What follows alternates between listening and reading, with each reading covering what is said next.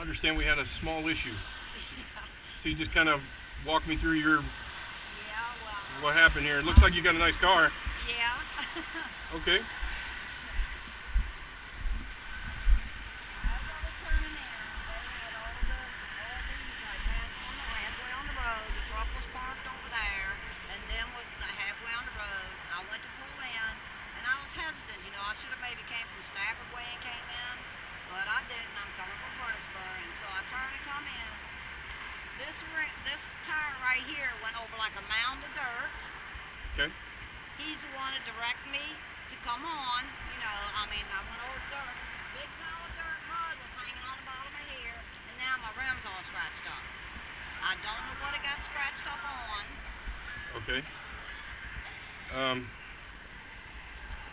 And that's pretty much just the things. You got home, saw that something was going on, and Well, yeah, well, I mean, as soon as I got out the car, you know, I looked at it, I was like, what the hell? Because look at my other rims. You can see that my other rims are not like that. okay, let's have a look. Okay, go ahead. And it's only just to make sure we document everything the right way. So your assertion is that whatever you drove over back there was clumped up on the front of the car and somehow Yeah, I went over a little mound of dirt. got underneath the tire. I'm just trying to make sure I understand. Yeah. I'm not here to prove or disprove anything. I'm just here to collect facts.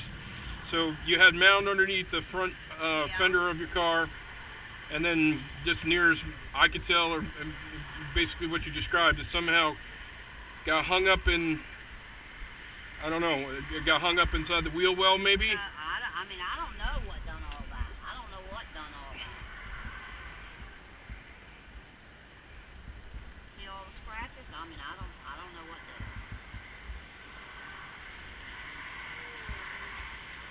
did. Okay, I'm just going to do a little bit of a once around though. Yeah, go ahead. You've got mud on the inside of the wheel well.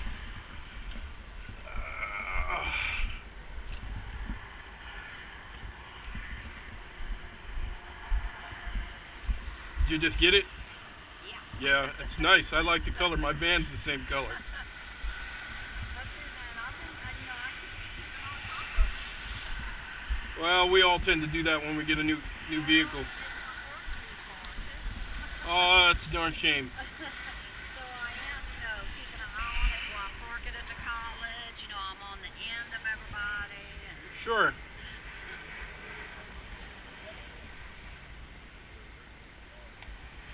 Was the vehicle new when you bought it? Because you've taken a lot of damage and there's been some repair here. no, it wasn't. There's considerable work that's been done here. You've got some damage here too. Yeah, it had 19,000 miles on it when I got it. Most oftentimes with wheel rims like this and the coating, this isn't a factory paint. There's a clear coat over the top of these rims that looks like it's either spider webbed over time. That's not an impact or an incision. Those are stress cracks from something that's taken place. I'm not saying whether it occurred today or somewhere else, but if we go back around the other side of the vehicle, we'll have a look at it. Anybody got a pocket knife? I can understand that. Thank you. So, if you run your finger over the top of this, just right here, and I'm using this as a point of reference for the camera. If you run your finger over the top, this is smooth. Yeah. If this was a scratch, it would be catching on my nail, right? Right. That means it's subsurface. This looks like this has been here just a wee bit, or maybe just presented itself in such a way that it was noticeable. It looks like you might have cleaned it recently. And like I said, you've had a considerable, whoever you purchased the car from, I'd recommend that if you have a chance, because it looks like you still got the temp tags on. That right front wheel is in a dangerous condition. It almost looks like there's been Bondo placed on the rim, and why would it would explain there's paint on the rims. You've got no impacts here of any kind, unless you guys didn't wipe it off, did you? No. No impacts of any kind. The wheel's free and clean. I could plainly see that the mud has hung up here, but if it had been because of any kind of debris that was in the road, I would expect to see something on the wheel rim too. If I run my like I said, if I run my finger over this, I'm not. I mean, you're more than welcome to do the same. Yeah, I did already. But do you think me going over the mound and coming off the mound of dirt did it? Sweetheart, honestly, to be truthful with you, I think whoever sold you the vehicle did a lot of work to at least both these rims. And if I looked a little harder, you can see that, especially on the other one's been shaved down. I would also question the tires. He probably put new tires on because the wheels, they can't be balanced. They just can't. You'll be replacing these tires on a much more frequent basis. I would go back and ask the dealer or whoever you purchased the car from, say, look, I noticed some funny business on my rims, especially that right front one. And there's a lemon law here in the great state of Virginia, meaning that he needs to make it right for you. This is these are stress cracks, indicating that maybe, I can't say for sure because I don't have any tools with me, maybe these are not seated correctly. Maybe the person that tightened this wheel on when they put the wheel back on. I don't discount that. I've seen stranger things, for sure. But in the grand scheme,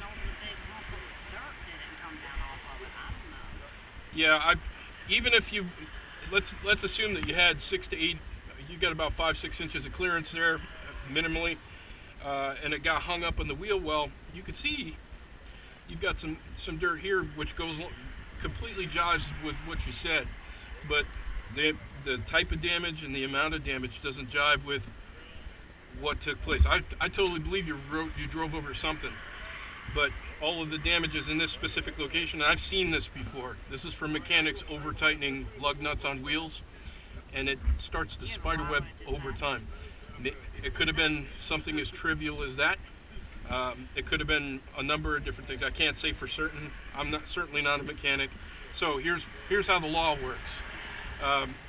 The jurisdiction, I would, if you're interested in pursuing a claim, the person or the entity that you would need to file a claim with would be VDOT. They have a contingency for things like this because they're supposed to maintain the. Watch yourself. There's another person. They have a contingency fund set up for situations just like this. This isn't like snow or something occasional. This is a construction area that they maintain. We happen to be working in this area, but I would still file a claim for sure. Are you familiar with computers at all? Tech savvy? Some. If you go straight to their website, yeah, we're not associated with VDOT. This is not our road. I can certainly, if you have an email address, I can email you the link to the webpage that you need to go directly to, and you can fill all that information out online. They'll perform their own investigation in terms of the maintenance of the road. 9 times out of 10, in terms of awarding compensation in situations like this, they would have asked for a reasonable opportunity to come across the damage. And where I'm trying to help you here is, being that you have major construction going on here, they do come through here every once in a while. So I don't know that you have an issue, or whether you'd be successful or not. What I'd continue to stress to you, you definitely need to go back to the man or gal that sold you this car and have them look at those 2 front wheels. What you got going on in both of those wheels is dangerous. As I said before, in my opinion, I do believe you drove over something, but the cracks that we see, there's your knife. The cracks that we see are centered around the lug nuts, meaning it's not seated right or over tightened. And there's been a considerable amount of work done on both front rims. It's a sharp looking car, smooth looking ride, but the clear coat, that's a clear coat that they've got over the top of the rims that frankly some dealers use to hide cosmetic things. Outside of that, I don't have much more in terms of resources for you. If there was dirt or rocks embedded in the side of the rim, it'd be a tough case to make that to something that went vertical to suddenly go horizontal and impact your rim.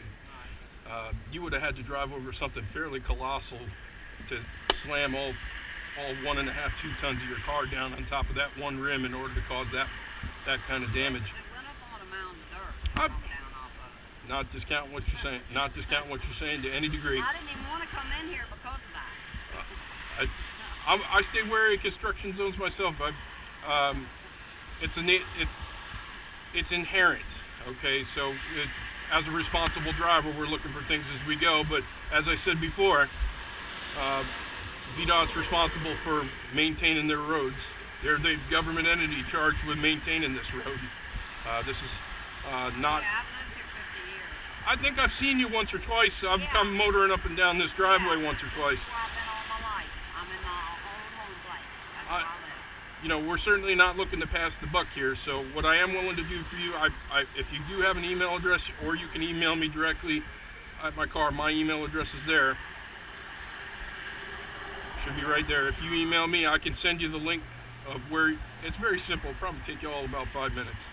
We're happy to share any photos and helps us substantiate your assertion of the events. In terms of making the claim, I really couldn't say what the outcome will be, but just from a safety perspective, and Mike will tell you I'm all about safety.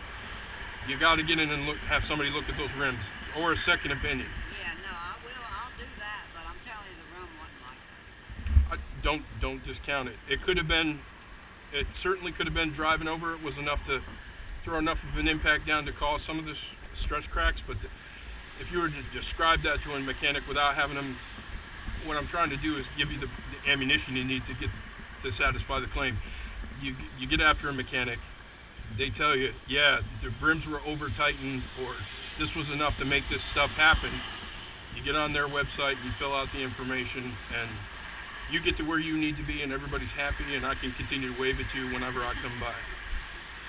Yeah, and he's the only one that wanted to help me. I don't know who that pale-faced dude is on this job site, but he's not worth a shit. He stood there like a dummy. He stood there, all dumb, don't say nothing. I mean, he's the only one. I mean, you know, he even told me his name and everything. Mike's the project manager for one of our project managers for Spratt. I'm the safety manager.